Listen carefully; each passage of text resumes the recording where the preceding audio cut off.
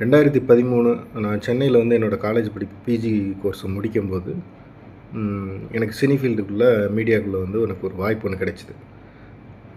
அப்போ வந்து நான் 2 ஷார்ட் ஃபிலிம் பண்ணியிருந்தேன். ஒன்று டைரக்ஷன் பண்ணியிருந்தேன், ஒன்று நடித்து டைரக்ஷன் பண்ணியிருந்தேன். இன்டர் காலேஜ் காம்படிஷன் எல்லாமே போய் ப்ரைஸஸ்லாம் வாங்கினுச்சு. அப்போ என்ன கேட்டாங்கன்னா, காசு டெபாசிட் மாதிரி கட்டணும் இந்த ஃபில்ம் முடிகிற வரைக்கும் அப்படின்னாங்க. ஸோ ஒரு 13 வருஷத்துக்கு முன்னாடி நடந்த நிகழ்வு. அன்றைக்கி இருந்த சூழ்நிலை, பொருளாதார சூழ்நிலை, குடும்ப சூழ்நிலை காரணமாக நம்ம ஃபீல்டுக்குள்ளே போகலாமா இல்லை நெக்ஸ்ட்டு ஜாப் அந்த மாதிரி போகலாமான்னு யோசிச்சுட்டு இருக்கும்போது, மிடில் கிளாஸ் ஃபேமிலிங்கிறதுனால ஸோ அந்த வாய்ப்பையும் கைவிட்டுட்டேன், அந்த முயற்சியை நான் கைவிட்டுட்டேன். ஆரம்ப காலகட்டத்திலேருந்தே நிறையா விஷயங்கள் எனக்கு இன்ட்ரெஸ்ட் இருந்துச்சு.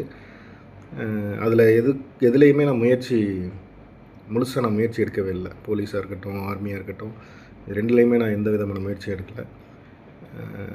யாருக்கிட்டையும் நான் அதை ஷேர் பண்ணவும் கிடையாது.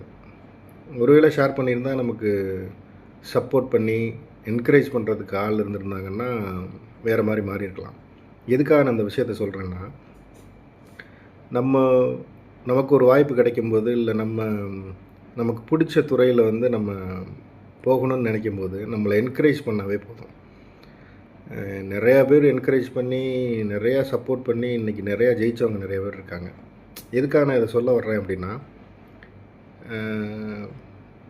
ப்ரீவியஸாக இருந்தவங்க, அதாவது நமக்கு முன்னாடி உள்ள தலைமுறை எல்லாருமே படித்து இன்ஜினியர் ஆகணும், டாக்டர் ஆகணும், ஒரு நல்ல பொசிஷனுக்கு போகணும், நான் படிக்கணும்னு நினச்சதை நீங்கள் படிக்கணும், நான் இருக்கணும்னு நினச்ச இடத்துல நீங்கள் இருக்கணும் அப்படின்ற மாதிரிலாம் அப்படி தான் இருந்தது அந்த காலகட்டங்கள்.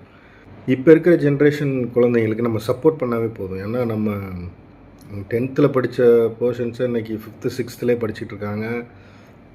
இப்போ உள்ள ஜென்ரேஷன் ரொம்ப ஷார்ப்பாக இருக்காங்க. அவங்களுக்கு நம்ம சப்போர்ட் பண்ணி, என்கரேஜ் பண்ணி, அவங்க வழியில் நம்ம விட்டோம் அப்படின்னா, அவங்களுக்கு எந்த ஃபீல்டில் இன்ட்ரெஸ்ட்டு, என்ன படிக்கணும்னு நினைக்கிறாங்க அப்படின்றதில் விட்டாங்க அப்படின்னா, நிறையா சாதனையாளர்கள் வருவாங்க அப்படின்னு நான் நினைக்கிறேன். ஏன்னா என்னையை சுற்றி உள்ள கிராமங்களில், என்னோடய கிராமத்தை சார்ந்த கிராமங்களில் நிறையா நான் பார்த்த வரைக்கும் நிறையா திறமைசாலிகள் நிறைய பேர் இருக்காங்க. இந்த பொருளாதாரம், குடும்ப சூழ்நிலை இதை மட்டும் காரணமாக வச்சு நிறையா பேர் வந்து அவங்களோட வாழ்க்கையில் வந்து அவங்க நினச்சதை சாதிக்க முடியாமல் போயிடுச்சு. அதுதான் உண்மை.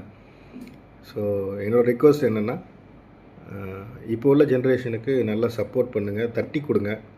அவங்கள நெகட்டிவாக எதுவும் பேசாமல் அவங்கள தட்டி கொடுத்து, உன்னால் முடியும், நீ இதை செய்வ,